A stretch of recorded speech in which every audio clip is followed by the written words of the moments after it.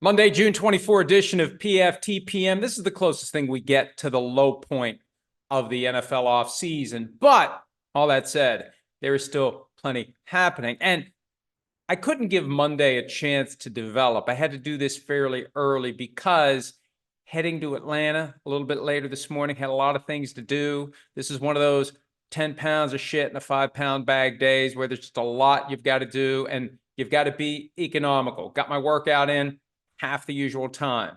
Got some work at PFT, half the usual output.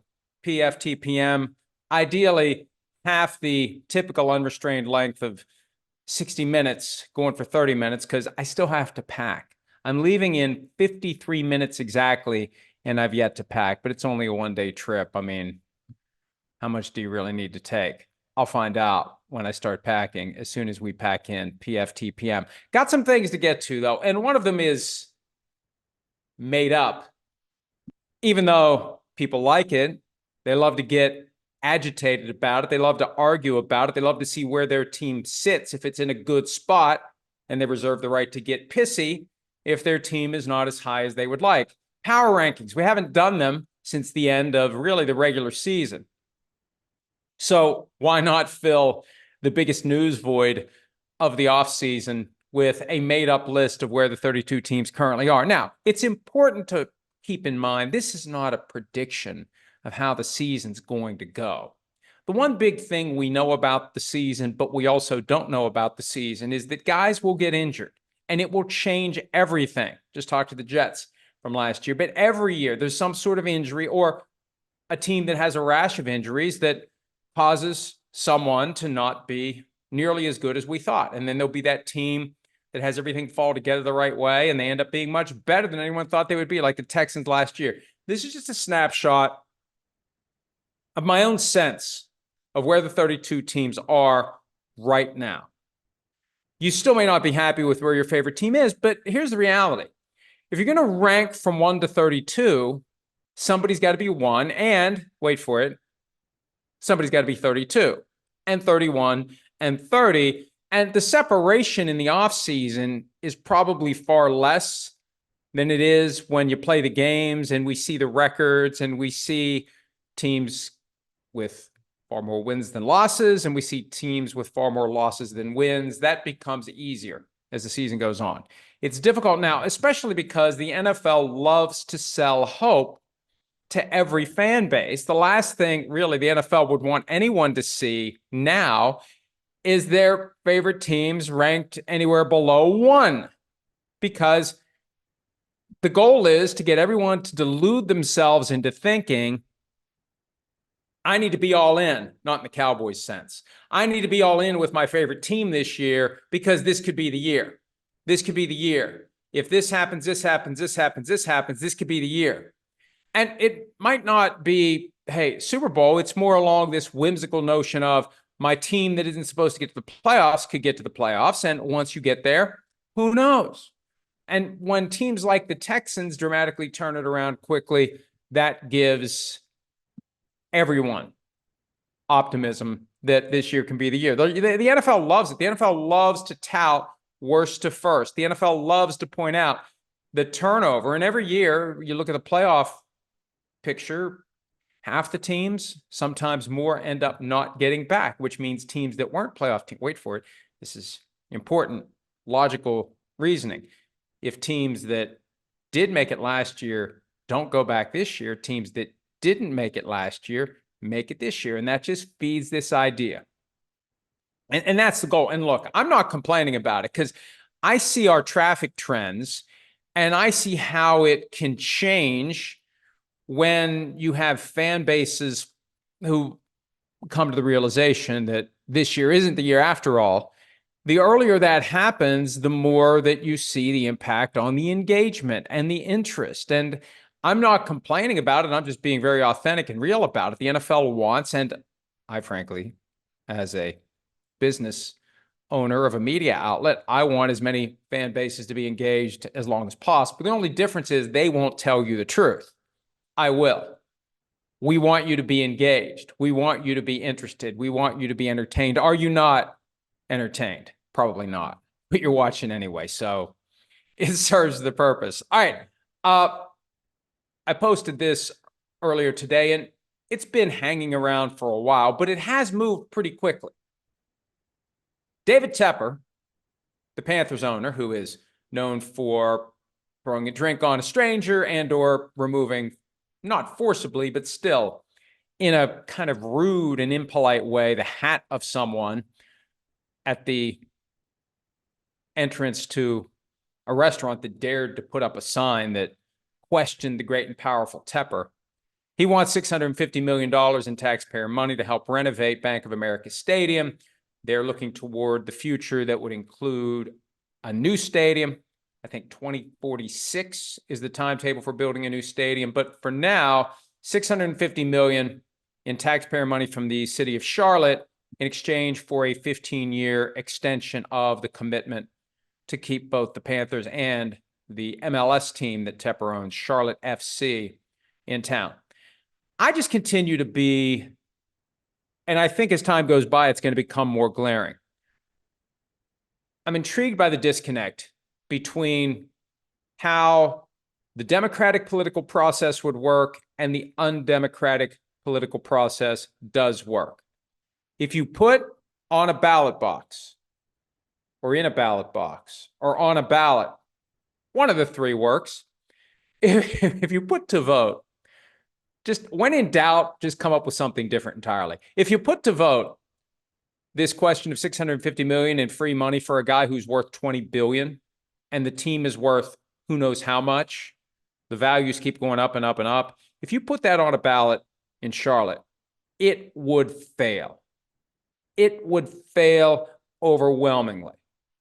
We saw it just happen in Jackson County, Missouri in April with one of the most popular teams in all of sports. Now, they can say, well, the Royals dragged this down. Regardless, you chose to get in bed with the Royals for this. You thought you were going to win. You lost resoundingly. These measures on a ballot will fail in almost every city that has an NFL team. They will fail. And they'll probably fail in any city that's trying to get the permission to spend taxpayer money on a stadium to lure an NFL team. Because a lot more of the people, and I know it's hard for football fans to accept this, a lot more people in any given city don't care about football. And the ones who do, a nice chunk of them are against the idea of giving the multi-billionaires free money for their stadiums when they could pay for it themselves. It's hard to reconcile the ongoing increase in value of franchises with gimme, gimme, gimme, gimme. And the thing that I think we don't talk about enough, why do the politicians who are already elected into office just give them whatever they want when they know that their constituents wouldn't?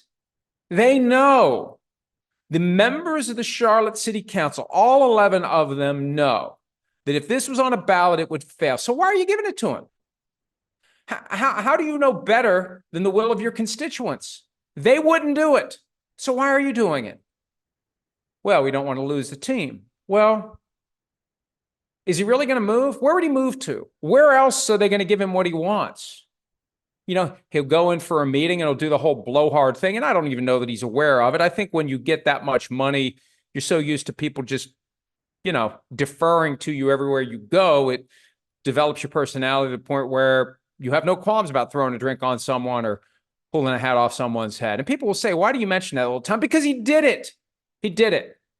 And I'm not going to be one of these that cowers in the face of money and power. I think somebody needs to be willing to point out antisocial behavior among those of us who are very accustomed to nobody ever saying anything they don't like. And if someone says something they don't like, they'll throw a drink on them or remove their hat. So anyway, it would be nice. I know it's not going to happen. Joe Person of The Athletic wrote an item today that Charlotte City Council is expected to approve the measure by a lopsided margin, even if it feels like, and this is Person's quote, it's being forced down Charlotte's collective throats. Yeah, they're moving it quickly because the longer it takes, the more chance someone like me in Charlotte is going to say, what the hell? If this was on a ballot, it would fail. Why are the people that we elected to represent us giving this guy money when we would say no? Why are you saying yes when we would say no? So it's not just Charlotte. Any place, and they're going to try to do it in Missouri now. Given that Kansas has done it, not through a ballot measure, through the elected officials who voted overwhelmingly in the House and the Senate, and the governor signed it, the effort to devote 70% of the expected cost of stadiums for the Chiefs and the Royals to lure them across the border. Now Missouri, which tried it the Democratic way, is going to do it the undemocratic way and try to force something through that would allow the politicians to ignore the will of the people. And look, I don't know that it's a political comment to say, shouldn't the politicians at some level be exercising the will of the people? This isn't some high-end policy question. It's whether or not a sports team is going to play in your town. They're going to play somewhere. Is it really going to affect your town if they leave? And how much does it help your town to have them? How much does it really help? Is it worth that money? Especially when you could say to them, and some places like Chicago and Illinois are kind of saying it, and Miami has said it in the past to Stephen Ross, pay for it yourself. Well, what's wrong with telling people to pay for it themselves when they have that much money? And if you can't afford it, don't buy it. Don't buy what you can't afford. And if you can't come up with a way to pay for it, then, maybe sell some of the team at this premium that we see. Broncos 2 years ago, $4.65 billion. Commanders last year, $6.05 billion. Stephen Ross says no to a $10 billion offer to buy the Dolphins the stadium in the F1 race in Miami. The numbers keep going up and up. Sell some of the team. I saw something that the Bears aren't going to sell a minority interest in the team to raise money for a stadium. Why not? Why wouldn't you? I mean, look, think about it as it relates to the rest of us. Who helps us pay our bills? Wouldn't it be nice if we could negotiate with the IRS and the state tax department to get some help to, I'd really like to buy a new house and I'll be paying taxes on the money that I make. If I live here, I could move to a new state, but you could help me pay for my house and I'll stay here and I'll keep paying you my taxes. It's ludicrous when you think of it that way, but that's really what they're doing. I don't know. I think at the end of the day, no politician wants to be in a position where he or she would be blamed for a team moving, because that's the thing. They'll never find a way to use it against you that you voted in favor of the team staying. But if you cast a vote on a city council, county commission, or a legislature that results in the team leaving, you're never going to live that down. And I think that's the fear. It's all fear-based by the politicians. They'd rather deal with the consequences of diverting the money against the will of the people than the consequences of being attached to this failure of a team leaving. God forbid a team would leave. We're no longer a major league city. I wrote something this weekend following up on this concept that Rich Eisen raised with me last week. And thank you, Rich, for giving me, something that can generate some written content and some video content. I talked about it last week, but I've had a chance to really think it through. Who's going to get to 60 million first? And I sat down and looked at all 32 teams and came up with a list of all the possibilities. And the item is posted at PFT. You can find it there. If I was betting, and I prioritize them most likely to least likely to be the first one to 60. Now, multiple guys on the list are probably going to get to 60, but who's going to be first? I still think it's Dak Prescott as the most likely to get there first. Jordan Love has a chance, and I mentioned that when you look at what he's due to make this year at $11 million, when you throw on a $60 million per year extension, the total value at signing is still a lot less than 60 million. It lets him get to the number, and you don't have an owner there that wants to siphon off profits and not spend to the salary cap. You can reinvest all the money. And yes, I know you still have to deal with the salary cap. I think we have a question about that, but you can get Love to something that is effectively $60 million in new money without it costing $60 million a year from signing. And I think he's the most likely after Prescott. Tua could maybe get there if the Dolphins put Fugazi money on the back end of a contract like they did with Tyreek Hill. The fact that they've already done it with Tyreek Hill suggests maybe they'll do it with Tua. And let's just get Tua to 60. And we just want to get him to 60, even if we have to put phony money in the final year or two of the contract that he'll never get to. And if you can protect the Dolphins so that they can get out of this after a couple of years. You know, there have been contracts in the past where they look great at first, and then a year or two in, the team has an escape hatch, like Russell Wilson recently. I know they're taking a big cap charge for moving on from Russell Wilson, but still they're avoiding the cash that would have come with keeping Russell Wilson. So you can get Tua to 60 with some Fugazi money, and you can protect yourself and move on in a year or two if you want to. Matthew Stafford is the dark horse in all this, because I looked at his contract with the money that's remaining. You could do a 3-year extension at $60 million a year, and you attach it to his current deal, and it's about $44 million a year from signing, and it would probably have full guarantees for 2.5 years. And that may give him what he's looking for at a time when, and why would Stafford not want to get to 60? Look at the guys at 55. Stafford beat one of them in the Super Bowl. Stafford's far more accomplished than the other one that got to 55. And then you got Jared Goff at 53, the guy that the Rams couldn't wait to get rid of, the guy the Rams gave up an extra first-round pick to unload onto the Lions to get rid of that bad contract that looked a lot better once the Lions got it. Stafford's the guy the Rams had to have. If Goff is worth 53, you could make the argument Stafford is worth 60. And lurking out there, the possibility of a Josh Allen or a Mahomes extension. Lamar Jackson maybe saying, what's wrong with this picture? If I would have gotten my second contract when I deserved it, I'd be closing in on a third contract. Maybe I should be at 60. I'm at 52.5, and look at all these other guys, or 52, excuse me. Look at all these other guys who are creeping closer to 60. I'm the 2-time MVP. I was the MVP last year.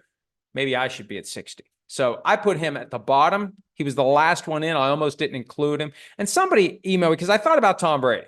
And somebody emailed me and said, oh, you left off Tom Brady. Shame on you. Is somebody going to pay him $60 million? He could still come back. Nobody's paying him $60 million to come back. Not $60 million. Maybe 50. Not even 50. He played for like $25 million in the tail end of his career with Tampa Bay. So even if he comes back, it's not going to be that much. Speaking of expensive, the Sunday ticket trial continues on Monday. Could go to verdict this week. The last witness for the NFL resumes his testimony today. There could be a rebuttal case. Then there'll be jury instructions, closing arguments. Could be this week. I got my notice over the weekend that on August 5, Sunday Ticket on YouTube TV, where I have a subscription at $72.99 a month, will automatically renew at $389 for Sunday Ticket plus Red Zone. Shireen Williams got hers. She's not a YouTube TV subscriber. It's $449 for her to have Sunday Ticket and Red Zone. And this all comes at a time when, even if the NFL wins this Sunday Ticket trial, we all see what's gone on here.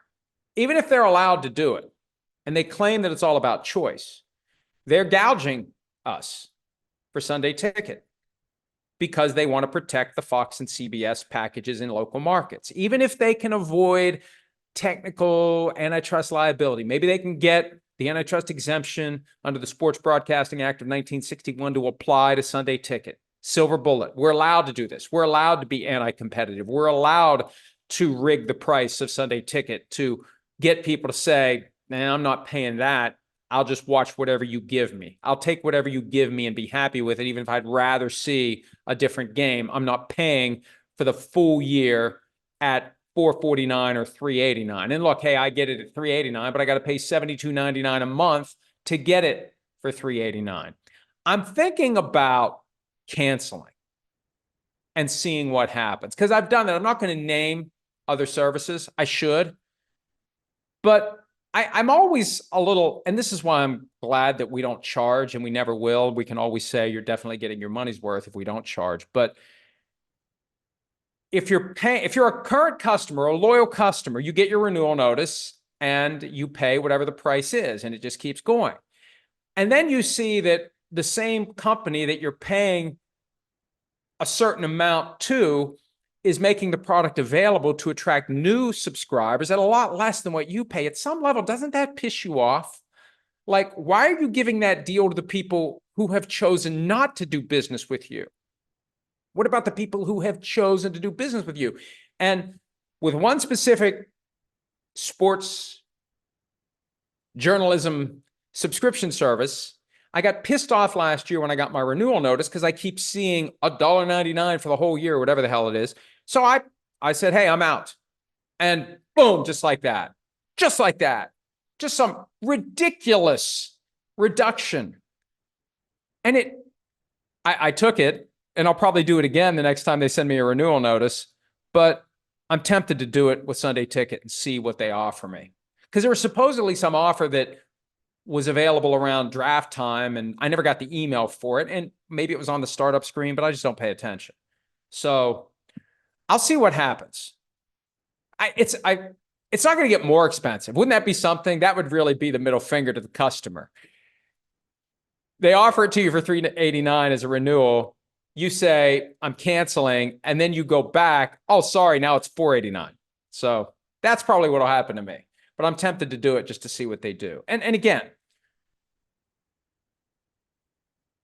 part of the evidence we've seen in this trial is that, for example, ESPN wanted to get Sunday Ticket and make it available for $70 for the full package and make a single team option available. And the NFL didn't want to do it, according to documents that were introduced as evidence at trial. Again, the NFL might win. They might lawyer their way to a victory. But on this point, the emperor has no clothes. And I think we all are noticing that now. They are overcharging us to protect the CBS and Fox relationship. So they can get big money from CBS, big money from Fox, big money from DirecTV, now YouTube TV, and you better charge a premium so it's a premium product. So, they've done the math. They've run the numbers. They know how many people will say, I'll pay it anyway, versus how many will say, I'll just take whatever CBS and Fox has. Thank you very much. And I'll hope that the team that I want to see graces my TV screen, 4 or 5 times a year. I used to be that guy. The games I wanted to see in the Pittsburgh market. If I got 5 a year, that was a good year. 5 was a good year. And it's one of the reasons why, as of 1997, I didn't hesitate to pay whatever it cost so I could watch all of them. We should be able to buy one team at a time. We should be able to buy 1 week at a time. We should be able to buy 1 game at a time. We should have that option. If they're going to tell that jury this is all about choice, then give us choices. Let us buy what we want to buy. Don't make us buy the whole damn thing. I just want 1 piece of pizza. You're making me buy the whole damn pie? All right. I got one more thing to say about Aaron Rodgers. And I made this point in an item I posted over the weekend, but I kind of want to talk about it a little bit too, sound a few things out. It's one thing for people like me in the media to criticize him for not being at the mandatory minicamp earlier this month. When he gets called out by a guy who has as many Super Bowl MVP trophies as he does, in Julian Edelman, it's got to sting a little bit more because it's easy to dismiss the haters. Anyone in the media that would dare question Aaron Rodgers is corrupted by big pharma or otherwise evil. He's got this weird, everything is binary good and evil, this Star Wars, Lord of the Rings. I'm not kidding. Listen to some of the Safe Space podcast appearances he's done this year. I wish I had those moments of my life back, but it better informs me to talk about this now. He's got it all twisted into this, he's Frodo and we're the Dark Lord. He's Luke Skywalker and we're Darth Vader. Well, maybe he's Darth Vader. Maybe he's the Dark Lord. I mean, does Darth Vader really view himself as Darth Vader? He thinks he's good. So anyway, I don't want to get too philosophical about it. The point is, it's different when a Julian Edelman says it's a bad look for your leader to not be at mandatory minicamp. It's different when a guy who has been part of a winning culture and worked with Tom Brady, and I know Tom Brady missed OTAs late in his tenure with the Patriots, and I know he had that 10-day absence from training camp in his final year with the Buccaneers. But this is Edelman's experience with the Patriots. Mandatory minicamp. There's just something about it. It's mandatory. It's not optional minicamp. It's mandatory minicamp. And it was as I said last week, it was the last moment for the team to be together as they get sent into what Robert Saleh, the coach of the Jets, calls the me phase of the offseason, where you got to take care of yourself.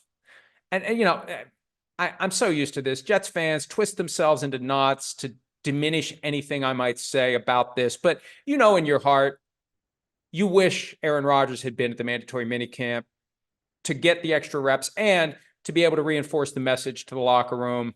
Here's what we need to do if we're serious about winning this year. Here's what we need to do over the next 5 or 6 weeks when we're left to our own devices. And I'm here to help the coach send that message to you as you're sent off. I mean, how can you dispute that? How can I know sports is so much like politics now. It's about plugging yours and saying, I'm not listening, and anything you say that goes against what we're trying to do, you're a hater, or you're corrupt, you're wrong, whatever. Just try to be objective. If you're a Jets fan, you wish he was there. You wish he was there to be part of the practices for mandatory minicamp and to reinforce the message to the team. Take care of your stuff. Mind your business. Be ready to go. Be ready to hit the ground sprinting when training camp convenes. All right. I said I was only going to do a half hour. I've done a half hour, and I want to answer a couple questions. Let's see what we have here. I still have time to pack. I mean, it's just for one day. I just grab some stuff and throw it in there. Hell, I'll go to Target and buy some stuff. It'll be an upgrade to my wardrobe. Nothing against Target. This is more of a slap at my own wardrobe. PFT PM Posse, would a Jonte Porter type scandal in the NFL actually turn the league on its head? Or would it be like every other scandal and be a blip on the radar unless you regularly and consistently consume PFT? Again, that's from our good friend, the PFT PM Posse account. I think if there's a Jonte Porter type scandal in the NFL, and Jonte Porter is the player from the Toronto Raptors who allegedly had gambling debts, and in order to pay off the debts, he agreed to leave a couple of games early. These are allegations, but I think the NBA found enough. Well, the NBA found enough to ban him for life. But, you know, I don't want to get myself sued unnecessarily. If I'm going to get myself sued, I'm going to do it on purpose, and I'm going to enjoy it. I'm just summarizing what happened with Jonte Porter. Allegedly left games early to ensure that his unders on his prop bets hit. And that's the one area. You know, a single player can't make the outcome of a game change. It would be hard to do it and have it be inconspicuous. The spread, the money line, that's hard to do. It's easier for a running back, a receiver, a quarterback, a tight end, a skill position player who has prop over unders to, you know, leave early. Or the controversy last year, the Bijan Robinson didn't play much in the Falcons game against the Buccaneers. And I don't know how thoroughly that's been explored, but that pissed off a lot of people who had bet on Bijan Robinson to hit his overs and also relied on him to be a workhorse for a fantasy football team. And he's not even on the injury report with an illness, and he barely plays. So, yeah, if that would ever happen, especially with a star player, that would be a problem.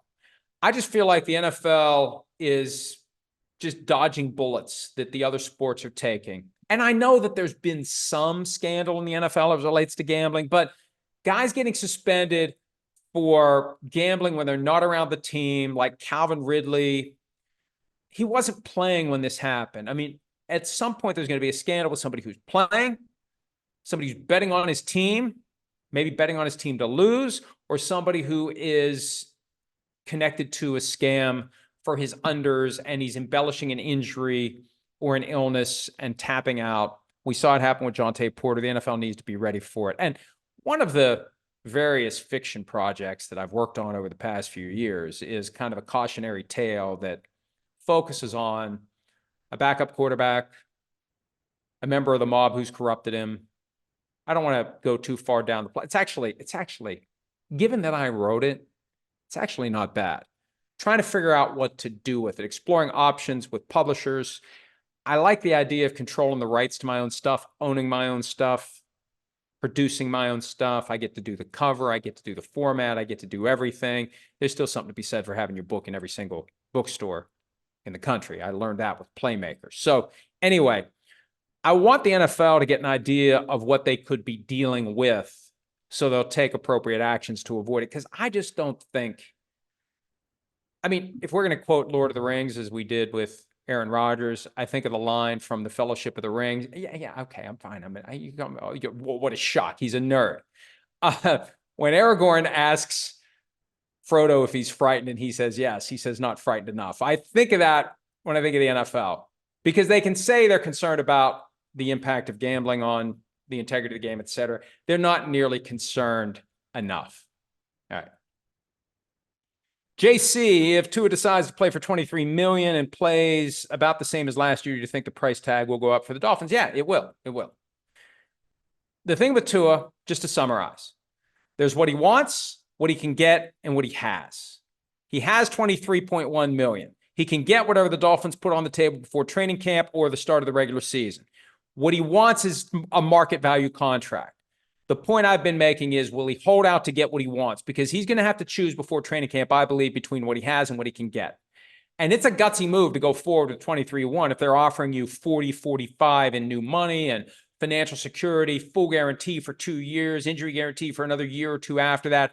Hard to play for only 23-1 and leave that on the table and go out there and be effective when you know you've had multiple concussions, there are injury concerns dating back to college. That's why I think he might hold out, because they're going to put him in a box. Hey, we know you've got these injury issues, and if you want to get protection for them, you've got to take our offer that isn't close to what you want. So what are you going to do? Well, I'll hold out until I get what I want. I'm not saying that will happen. I'm just saying keep an eye on the possibility. Another one from JC. Could Deshaun Watson win comeback player of the year? He fits the new criteria. Yeah, he could. If he plays like he did in 2020 this year, he'll be a candidate for comeback player of the year. The big question, the big unknown going into this season is, what's Deshaun Watson going to be? Can he stay healthy? And if he stays healthy, how good can he be?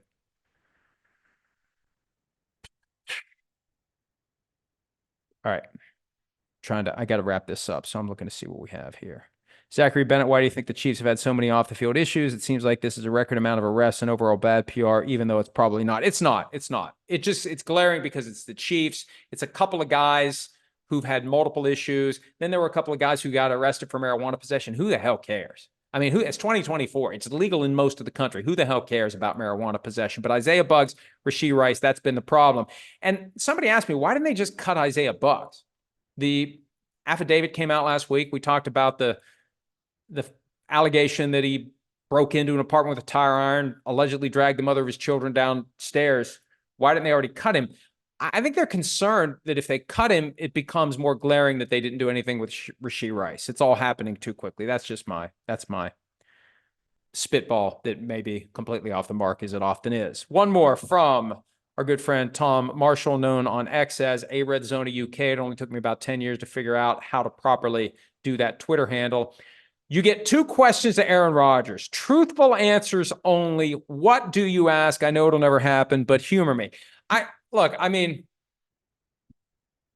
One, do you believe 9/11 was an inside job? If I'm getting truthful answers, do you believe 9/11 was an inside job? Because according to Deshaun Kaiser, Rodgers has suggested that. 2, do you believe Sandy Hook was an inside job? Because remember, when that bubbled up, the things he had said to Pamela Brown of CNN at the Kentucky Derby in 2013, he was very careful in how he addressed it. He doesn't deny that it happened, which is smart if you do any research whatsoever on what Alex Jones is going through, but it can still have been something that happened but was an inside job by the government. Those 2 questions would give us an idea of what's really going on in this guy's brain, because I don't care about his football career at this point. He has a year or 2 left. This guy's positioning himself, I believe, for a career in politics, and I want to know how this thinks. I want to know what's really going on in here. I've seen enough flashes to make me concerned. Answer those 2 questions. Do you believe 9/11 was an inside job by the government? Do you believe Sandy Hook was an inside job by the government? If the answer to both of those truthfully was yes, I think that would tell a lot of us everything that we need to know. All right, there's probably some more here. Do me a favor and ask again.